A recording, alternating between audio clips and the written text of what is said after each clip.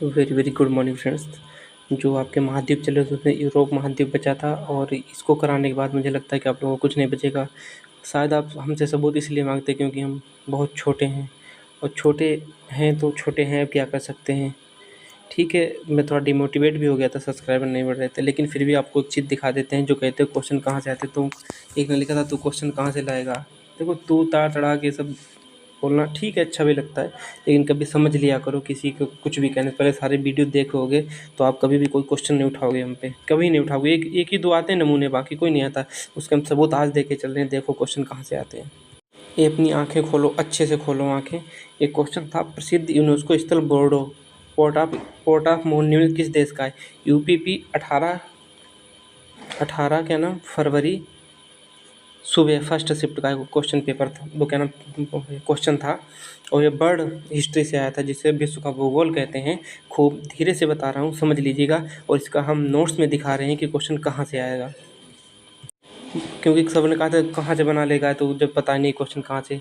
और ये बुक है महेश कुमार वर्णवाल की बुक है, महेश कुमार वर्णवाल की कुमार की बुक। और उसमें देखना जाके जो महाद्वीप दिए गए हैं उनमें हर देश के बारे में दिया गया है, थोड़ा थोड़ा। तो इसमें देखो क्या लिखा है, शराब उत्पादन का सबसे बड़ा केंद्र बोर्डो। जब पूरा पढ़ोगे बुक NCERT प्लस, क्या कहते हैं इसे, महेश कुमार वर्णवाल या माजिद हुसैन, कोई दो में से एक बुक जब पढ़ोगे तब पता चलेगा। क्योंकि हमें पता है कि आप लोग नहीं पढ़ते होगे। किसी पे क्वेश्चन उठाना बहुत आसान काम होता है, और सबसे काम यही होता है कि मुँह उठा के कहीं पे कुछ भी बोल देना। ये डांट नहीं लगता, ये पढ़ाता हूँ प्यार से, कुछ कह भी लेता हूँ तो बुरा नहीं लगना चाहिए। ये देखो बोर्डो है कि नहीं है, खूब देख लो। और महेश कुमार वर्णवाल की बुक जिसके पास हो, उसमें फ्रांस में देखना जाके कि शराब उत्पादन का सबसे बड़ा केंद्र बोर्डो। यदि ये चीज़ पढ़ के गए होते तो आप लोगों से क्वेश्चन नहीं गलत होता। यहाँ पे भी देखो बोर्डो ही लिखा है या कुछ और लिखा है, बोर्डो ही लिखा है ना। वहाँ पे बोर्डो लिखा है, यहाँ पे बोर्डो लिखा है। बस थोड़ा इंग्लिश का उसमें क्या नाम ट्रांसलेट किया तो वहीं पे दिक्कत आ गई। और इसके बाद शैंपेन का स्थान आता है। ठीक है, तो मुझे लगता है कि अब यूरोप महाद्वीप की तरफ मूव कर जाना चाहिए, जिससे कि आप लोग अब तो क्वेश्चन उठाना, अब भी उठाना हो तो मुझे लगता है कि हमें सफाई देने का भी कोई काम नहीं है। ठीक है, एक चीज़ फिर हम कहते रहे, क्वेश्चन आजकल ऐसे नहीं आते हैं कि हाँ जब डायरेक्ट पढ़ लियो समझ गए। मैं तो वो भी कोशिश करता हूँ कि सीधे सीधे नोट से क्वेश्चन फंसवा दिए हैं।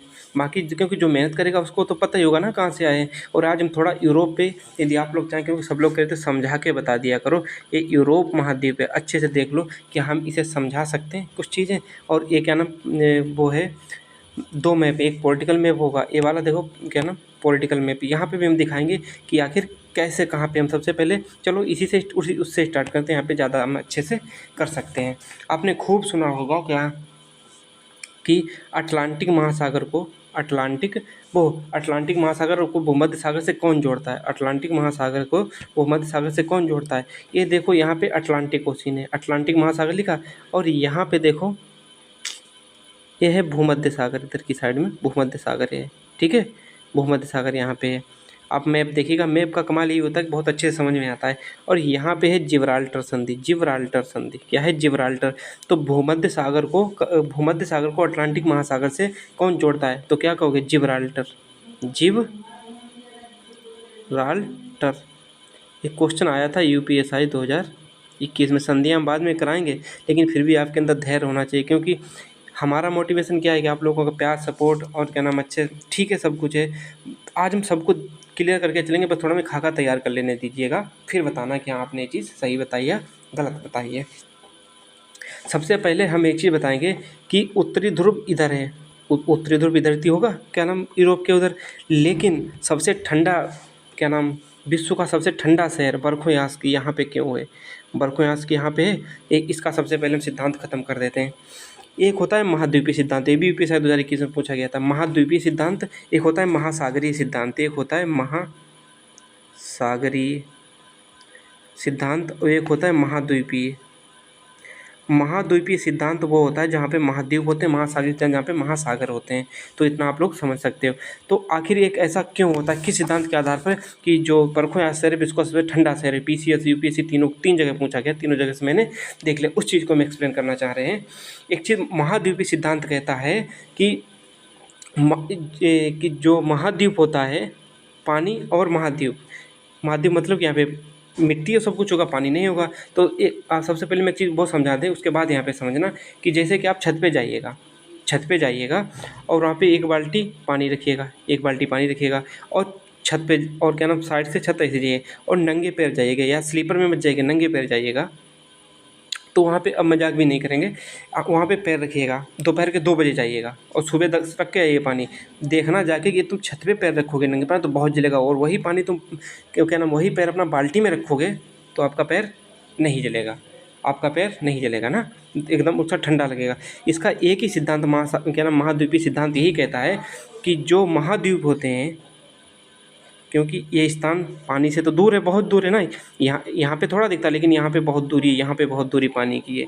तो इसलिए यहाँ पे इसको कह सकते हैं कि पानी से दूर है, तो यहाँ पे कोई इफेक्ट भी नहीं करेगा पानी। तो महाद्वीप सिद्धांत यही कहता है कि महाद्वीप होते हैं वो बहुत जल्दी गर्म होते हैं, जैसे छत है उसे महाद्वीप समझ लीजिएगा। छत बहुत जल्दी गर्म होगी और जैसे शाम होगी वैसे ठंडी हो जाएगी। लेकिन पानी का सिस्टम क्या होता है, पानी का सिस्टम ये होता है कि बहुत लेट में गर्म होगा और बहुत लेट में ठंडा होगा, बहुत लेट में गर्म होगा, बहुत लेट में ठंडा होगा। तो यहाँ पे ये इतना ठंडा हो जाता है, यदि पानी के पास में होता, क्योंकि पानी तो गर्म होता है तो उतना ज़्यादा ठंडा नहीं हो सकता है। जितना दूर का, पानी से दूर का स्थान जितना ज़्यादा ठंडा हो जाएगा। ये चीज़ समझ पा रहे हो नहीं समझ पा रहे हो, मुझे समझाने की पूरी कोशिश कर रहे हैं। तो बर्फ़-ए-आज़ इसीलिए रूस का सबसे बर्फ़-ए-आज़ के वो रूस का विश्व में सबसे ज़्यादा ठंडा स्थान है बर्फ़-ए-आज़। समझिए क्यों है, क्योंकि पानी से दूर है, इसे बोलते हैं महाद्वीपीय सिद्धांत। और महासागरीय सिद्धांत क्या कहते हैं कि पानी लेट में गर्म होता है, बहुत देर में ठंडा होता है। तो एक चीज़ आप लोगों की मैंने कंफर्म कर दी, हमें लगता है आपके समझ में ही आ गया होगा। बल्कि उत्तरी ध्रुव के पास में, बल्कि उत्तरी ध्रुव के पास इधर है, तो यहाँ पे कोई ठंडा स्थान होना चाहिए, लेकिन नहीं है। क्यों नहीं है, क्योंकि यहाँ पे पानी है और पानी देर में गर्म होता है और देर में ठंडा होता है।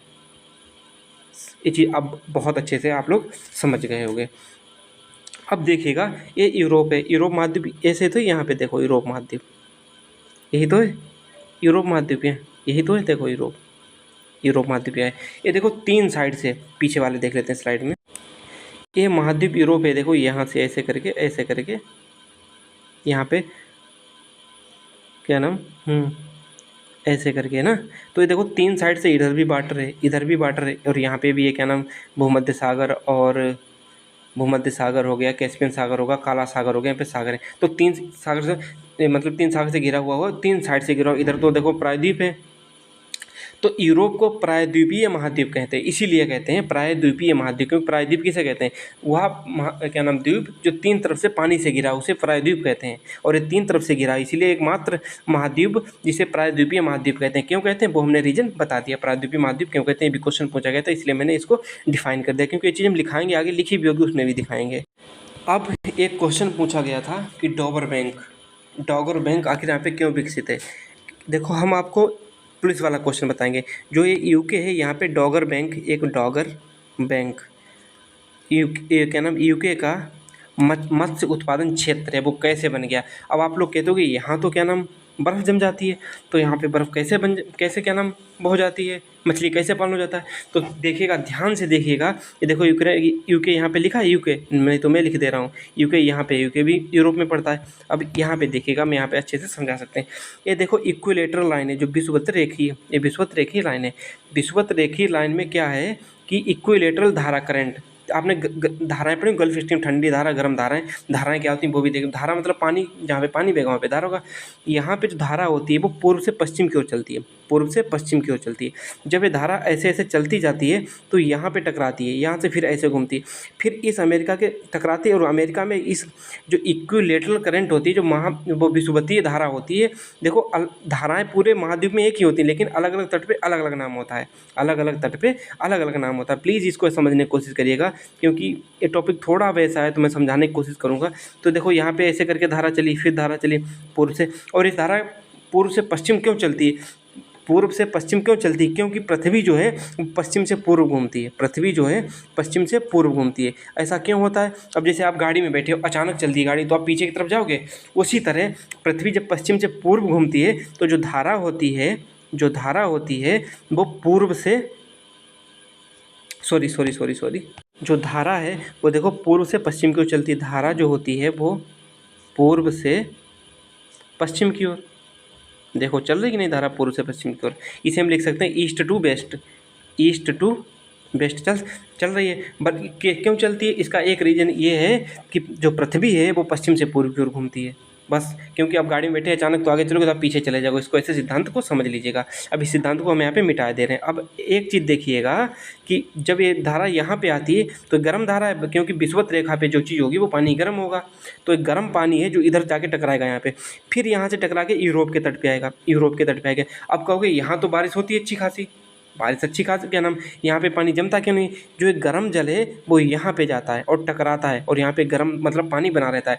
तो क्या होता है, जो ऊपर ऊपर बर्फ़ जम जाती है, ऊपर ऊपर बर्फ़ जम जाती है और नीचे गर्म पानी पहुँचता रहता है, जिससे मछलियाँ नीचे जिंदा रहती हैं। और बर्फ़ जो होती है वो ऊष्मा की कुचालक होती है, जिससे कि बाहर की ठंडी अंदर जा भी नहीं जाती। इसका रीज़न ये भी है। तो यहाँ पे क्या होता है, बर्फ़ तो जम गई तो बाहर का ठंडा और नीचे जा नहीं पाएगा, तो यहाँ पे क्या हो जाता है, गर्म पानी बना रहता है और मछलियाँ यहाँ पे जिंदा रहती है। और यही विश्व का सबसे प्रसिद्ध डॉगर बैंक यहाँ पे देखना, जब मैं स्क्रीनशॉट दिखाऊंगा यूपीपी 2000 जो एग्जाम में आएगा कि डॉगर बैंक क्या है, डॉगर बैंक क्या है, मैं कह रहा हूँ आएगा क्वेश्चन डॉगर बैंक का है, तब कहना कि बताया था या नहीं बताया था। तो डॉगर बैंक यहाँ पे बन जाता है। और डॉगर बैंक क्या है, एक क्या नाम, यूके का, यूनाइटेड किंगडम, इंग्लैंड का एक मत्स्य उत्पादन क्षेत्र है, मत्स्य उत्पादन क्षेत्र है। यहाँ पे कहेगा डॉगर बैंक क्या है, आप लगाओ क्या होगे, बैंक, बल्कि बैंक नहीं है। तो इसलिए समझ गए, डॉगर बैंक यूके क्या नाम, यूके का मत्स्य उत्पादन क्षेत्र है।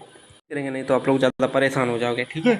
तो गल्फ स्ट्रीम धाराएं देखो, हम अब आपको देखना होगा कि विषुवतीय रेखा यहाँ पे गल्फ स्ट्रीम धारा, यहाँ पे नाइजीरियन की धारा, यही गर्म धारा बनी रहती है। और बल्कि अब देखो कि अब यहाँ पे वर्षा भी होती है, क्यों होती है, क्योंकि यहाँ पे एक चीज़ और बता रहे हैं, जो पानी होता है उसका बाष्पीकरण होता है, वो हर तापमान पे होता है, हर तापमान पे पानी का बाष्पीकरण होता है, वेपरेशन होता है। ये चीज़ हमेशा गांठ में बांध लीजिएगा कि जो पानी होता है उसका वेपरेशन हर ताप पे होता है। तो यहाँ पे वेपरेशन होता रहता है। और बारिश वहीं होगी जहाँ पे हवा में नमी होगी, तो यहाँ पे हवा में नमी होगी, तो यहाँ पे बारिश इसलिए होती है। और एक चीज़ और कह रहे हैं, यूरोप और एशिया एक ही महाद्वीप है, एक ही महाद्वीप है। फिर ये अलग अलग क्यों किया गया, क्योंकि एशिया की संस्कृति और यूरोप की संस्कृति अलग अलग है। एशिया की संस्कृति और यूरोप की संस्कृति अलग अलग है, अलग अलग है, इसलिए यूरोप को अलग कहा जाता है, क्या नाम, एशिया को अलग कहा जाता है। अब आप लोग को दिमाग में एक चीज़ आ रही होगी कि जो रूस है वो एशिया में आता है, यूरोप में आता है। देखो, रूस की राजधानी मास्को है, यहाँ पे रूस की जो राजधानी है मास्को, वो पड़ती है यूरोप में। और जिस देश की राजधानी जहाँ पड़ेगी वहाँ पे क्या होगा, राजनीतिक राजधानी। तो यूरोप पॉलिटिकल रूप के मतलब कि 75% जनसंख्या यूरोप के क्या नाम, रूस के पश्चिमी भाग में रहती है। यहाँ पे 75% जनसंख्या, पूरे देश की 75% जनसंख्या यहाँ पे रहती है, किसके, रूस के पश्चिमी भाग में। आप लोग समझ सकते हो कौन से पश्चिमी भाग में, यहाँ पे मास्को है, ठीक है, पश्चिमी भाग में। और इसीलिए यूरोप पॉलिटिकल रूप से किसमें है, यूरोप में, लेकिन भौगोलिक रूप से, क्योंकि भौगोलिक मतलब उसकी ज़मीन सबसे ज़्यादा कहाँ आती है, एशिया में आती है, एशिया में आती है।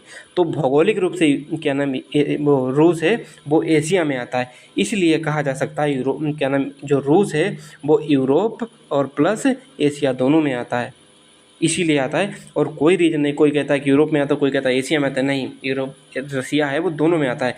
और जब पूछा जाए राजनीतिक रूप से तो यूरोप में, और भौगोलिक रूप से एशिया में आता है। ये चीज़ आप लोग बहुत अच्छे समझ गए होंगे, मुझे लगता है अब इसे समझाने की भी ज़रूरत नहीं है।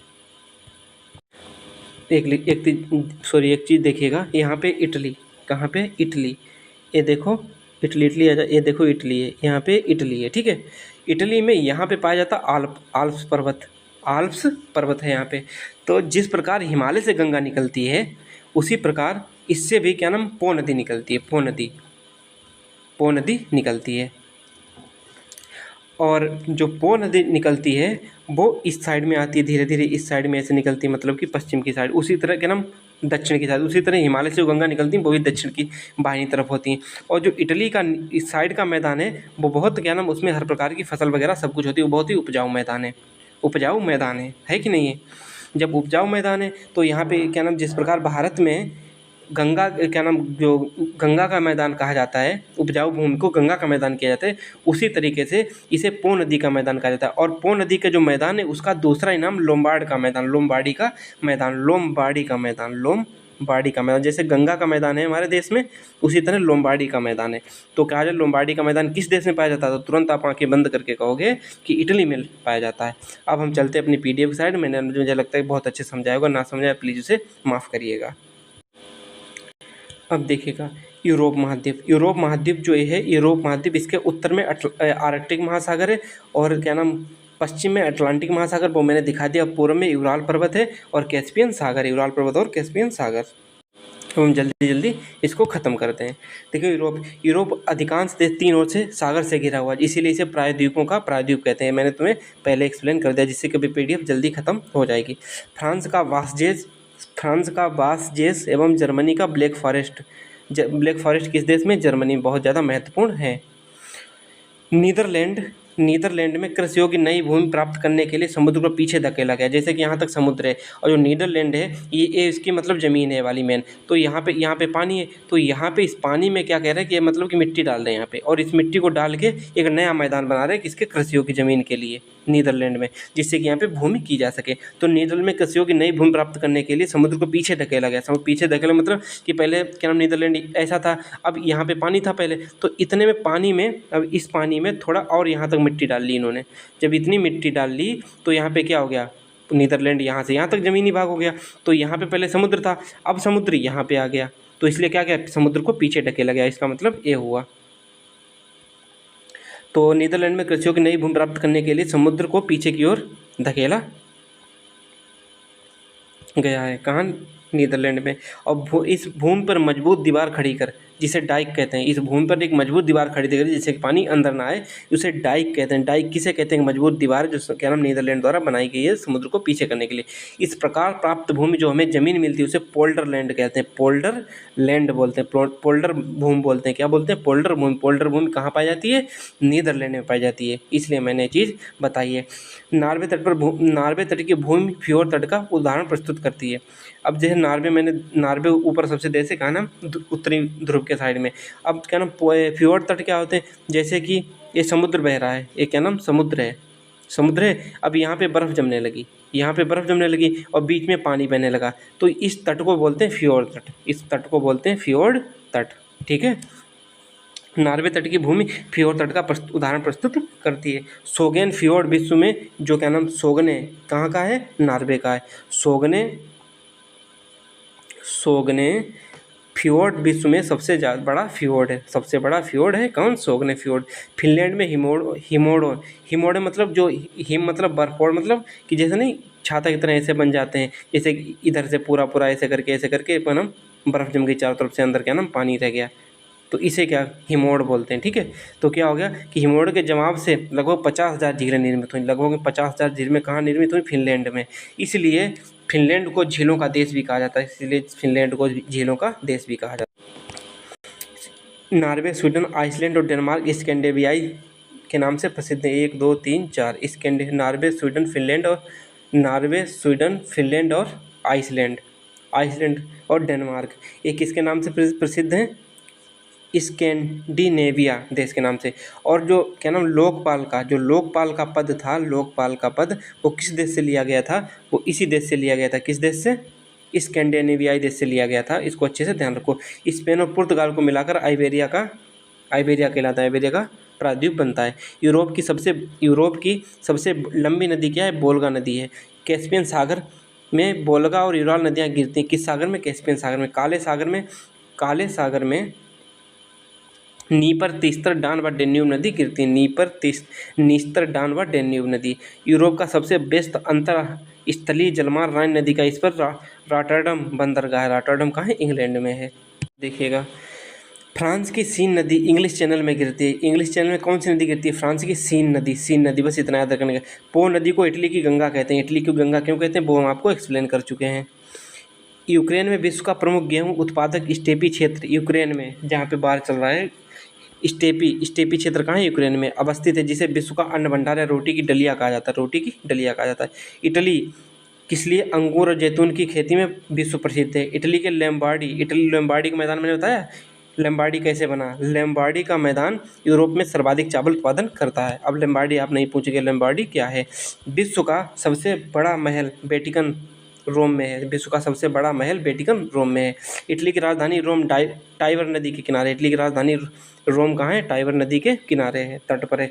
स्विट्जरलैंड में स्थित आल्प्स पर्वत में विश्व की सबसे लंबी सुरंग गोटहार्ड बेस सुरंग है। गोटहार्ड बेस सुरंग क्वेश्चन बहुत बार पूछा गया है, आप लोग पढ़ो या न पढ़ो वो आप पे डिपेंड करता है। फ्रांस यूरोप का एकमात्र देश जो खाद्यान्न में आत्मनिर्भर है, बल्कि अधिकतम जनसंख्या नगरों में निवास करती है। अब जैसे कहते हैं जहाँ शहरीकरण होता है वहाँ खेती नहीं होती, लेकिन फ्रांस एक ऐसा देश जिसकी अधिकतम जनसंख्या नगरों में निवास करती, फिर भी क्या नाम खाद्यान्न रूप से आत्मनिर्भर है, इसलिए इसे कृषि प्रधान देश कहते हैं। किसे? फ्रांस को कृषि प्रधान देश कहते हैं, या इसे किसानों का देश कहते हैं। किसानों का देश किसे कहा जाता है? फ्रांस को कहा जाता है। अब इसे देखिए, शराब उत्पादन का सबसे बड़ा केंद्र, शराब उत्पादन का सबसे बड़ा केंद्र बोर्डो है। बोर्डो पोर्ट ऑफ मून प्रमुख यूनेस्को स्थल हैं किसके? कहाँ के हैं पता है? फ्रांस के हैं। कहाँ के हैं? फ्रांस के, जो मैंने आप लोगों को पहले ही क्या नाम सबूत दे दिया था, आप लोग मानो और चाहे ना मानो। जर्मनी की सीमा पर दो नदियाँ राइन और ओल्डर नदी हैं। राइन और ओल्डर नदी हैं। राइन व रूर के बीच रूस का रूर क्षेत्र, रूर के बीच का क्षेत्र कोयला उत्पादन के लिए विश्व प्रसिद्ध है। राइन व रूर, ये लाइन कोई इंपॉर्टेंट नहीं, बस ऐसे लिख ली थी। जर्मनी के ब्लैक व हाज पर्वत भ्रंशोत पर्वत के उदाहरण। भ्रंशोत मतलब कि ऐसे कोई ज़मीन है ऐसे करके, ठीक है, ऐसे कोई ज़मीन। अब अचानक क्या हुआ कि यहाँ से ज़मीन इतनी धंस गई। जब यहाँ से ज़मीन धंस गई तो ज़मीन ऐसे करके चली गई, तो यहाँ पे क्या हो गया? गड्ढा हो गया। तो इसे बोलते हैं क्या? भ्रंशोत पर्वत। भ्रंशोत पर्वत।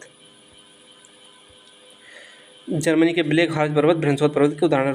रूर बेसिन को जर्मनी का काला प्रदेश और यूरोप का औद्योगिक हृदय स्थल भी कहा जाता है। एल्ब्रूस रूस का सबसे ऊंचा शिखर है। एल्ब्रूस रूस का, देखो एल्ब्रूस, अब तो याद दिख रहा होगा कि नहीं?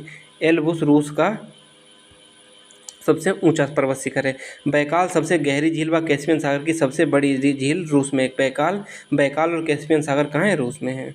अब इसे देखिएगा, ट्रांस साइबेरियन रेल मार्ग विश्व का सबसे लंबा रेल मार्ग है। ट्रांस साइबेरियन, जिसे सेंट पीटर्सबर्ग से व्लादिवोस्टोक तक है। सेंट पीटर्सबर्ग से व्लादिवोस्टोक तक है। मास्को को पांच सागरों का पत्तन कहते हैं। मास्को को 5 सागरों का पत्तन कहते हैं।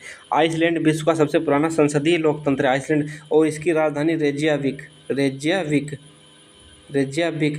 जो क्या नाम, जो 66.5 डिग्री जो लाइन है उत्तरी अक्षांश के सबसे करीब है रेज्याविक, किसकी? आइसलैंड की राजधानी। लंदन टेम्स नदी के किनारे, कोई दिक्कत नहीं।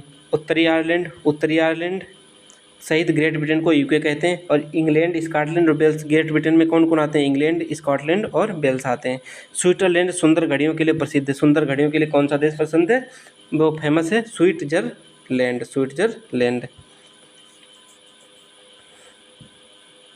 नॉर्वे को मध्य रात के सूर्य का देश कहते हैं। राइन नदी यूरोप का सर्वाधिक व्यस्त अंतःस्थलीय जलमार्ग है। इंग्लिश चैनल यूके को यूरोप की मुख्य भूमि से अलग करता है। जो इंग्लिश चैनल है वो यूके को यूरोप की मुख्य भूमि से अलग करता है। फ्रांस व जर्मनी के मध्य लाइन मैग्नाट रेखा है। फ्रांस और जर्मनी के मध्य। यूरोप महाद्वीप में एक भी मरुस्थल नहीं है। किस महाद्वीप में एक भी मरुस्थल नहीं है? यूरोप महाद्वीप में एक भी मरुस्थल नहीं है। लोकपाल का पद किसके? स्कैंडिनेवियाई देश से लिया गया था। स्कैंडिनेवियाई देश में कौन कौन आते हैं? नॉर्वे, स्वीडन, फिनलैंड और डेनमार्क। जो कील नहर है उत्तर सागर को बाल्टिक सागर से जोड़ती है। कील नहर उत्तर सागर को बाल्टिक सागर से जोड़ती है। बेनेलक्स का फुल फॉर्म क्या है? बेल्जियम, नीदरलैंड और लक्जमबर्ग। वाटरलू युद्ध का मैदान बेल्जियम में है, जहाँ पे क्या नाम, हिटलर तानाशाह की मारा गया था। 1835 में पहली रेल लिवरपूल इंग्लैंड में चली गई थी। पहली रेल ट्रेन है जो लिवरपूल की, अब सब फ्रिज भी आती है। फ्रांस को लग यूरोप भी कहते हैं, क्योंकि फ्रांस को लग यूरोप भी कहते हैं क्योंकि सब कुछ पूरे यूरोप की तरह फ्रांस में मिलता है। वेटिकन सिटी सबसे छोटा देश है, जिसका क्या नाम क्षेत्रफल 0.4 वर्ग किलोमीटर, इसकी जनसंख्या है वो 900 है, मात्र 900 इसकी जनसंख्या है। मोनाको दूसरा सबसे छोटा देश है। मोनाको, देखो पहला पूछ के अब थक गया, आप क्या पूछेगा? दूसरा सबसे छोटा देश कौन सा है? मोनाको। सिसिली द्वीप पर स्ट्रॉम्बेली ज्वालामुखी सक्रिय ज्वालामुखी है। इसमें हमेशा उद्गार होने से प्रकाश निकलता है, अतः स्ट्रॉम्बोली ज्वालामुखी को भूमध्य सागर का प्रकाश स्तंभ कहते हैं। किसे? स्ट्रॉम्बोली। हंगरी में घास के मैदान को पुस्टाज कहते हैं। 1991 में यूएसएसआर कब टूटा था? यूएसएसआर कब टूटा था? 1991 में टूटा था, याद रखना। इसका फुल फॉर्म क्या था? Union of Soviet socialist Republic, union of union of Soviet socialist Republic. रूस राजनीतिक रूप से यूरोप में और भौगोलिक रूप से एशिया में, मैं पहले ही आप लोगों को बता चुका हूँ। एशिया को यूरोप से अलग कौन करता है? पर्वत में देखा जाए तो यूराल पर्वत अलग करता है। नदी में देखा जाए तो यूराल नदी अलग करती है एशिया को यूरोप से। और झील कौन सी? कैस्पियन सागर झील एशिया को यूरोप से अलग करती है। सागर कौन सा है? काला सागर और मरमरा सागर। जल संधि कौन सी? बास्पोरस संधि। और देश कौन सा है? तुर्की है। तो बाय बाय, टेक केयर, मिलते हैं नेक्स्ट वीडियो में। मुझे लगता है आप लोगों के साथ यूरोप महाद्वीप आज खत्म हो गया और सातों महाद्वीप आप लोगों के साथ खत्म हो गए। अब आप लोग चलिएगा अच्छे से, अब चलेंगे क्या नाम, इंडियन ज्योग्राफी पे। और वो ज्योग्राफी में होगा सबसे पहला 6 की NCERT, 6 की NCERT। और लास्ट में बेस्ट कंटेंट लिख के जरूर जाइएगा। बाय बाय, टेक केयर, मिलते हैं नेक्स्ट वीडियो में। अपना ख्याल रखिएगा और मुस्कुराते रहिएगा। एग्जाम डेट भी आ गई है। Bye bye.